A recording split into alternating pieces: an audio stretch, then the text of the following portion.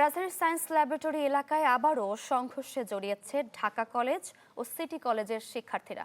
সকাল 11টার পর থেকেই দুপক্ষের মধ্যে উত্তেজনা শুরু হয়, যা বেলা 12:30টার দিকে ধাওয়া পাল্টা ধাওয়ায় রূপ নেয়। এতে সড়কের দুই পাশে যান চলাচল বন্ধ হয়ে যায়।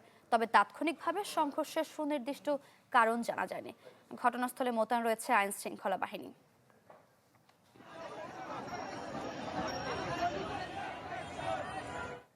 আরও জানাতে যুক্ত হচ্ছেন সহকর্মী ফয়সাল হোসেন। ফয়সাল, যান চলাচল স্বাভাবিক হয়েছে কিনা, কি পরিস্থিতি এখন সেখানকার? যান চলাচল স্বাভাবিক হয়েছে। সকালে আসলে মানে হঠাৎ করেই দুই পক্ষের ধাওয়া পাল্টা দেওয়া শুরু হয় খুবই তুচ্ছ ঘটনাকে কেন্দ্র করে।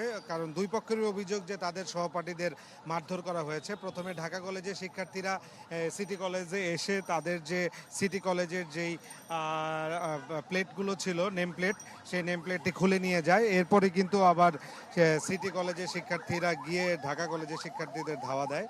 তো এই সময় ধাওয়া পাল্টা দেওয়ার এক পর্যায়ে কিন্তু পরিস্থিতি নিয়ন্ত্রণে পুলিশ মাঠে আসে এবং কিছু সময়ের জন্য গাড়ি চলাচল বন্ধ হয়ে যায়।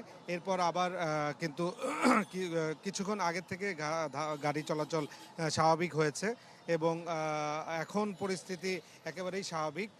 পুলিশ কিন্তু পরিস্থিতি নিয়ন্ত্রণের জন্য টিয়ার শেল নিক্ষেপ করতে হয়েছে আজকে। তো এখন পরিস্থিতি স্বাভাবিক। পুলিশ অবস্থান নিয়েছে রাস্তায় এবং দুই বিদ্যাপীঠেই কিন্তু অর্থাৎ ঢাকা কলেজ এবং সিটি কলেজের শিক্ষার্থীদের তাদের নিজ নিজ কলেজে কিন্তু ঢুকিয়ে দেওয়া হয়েছে।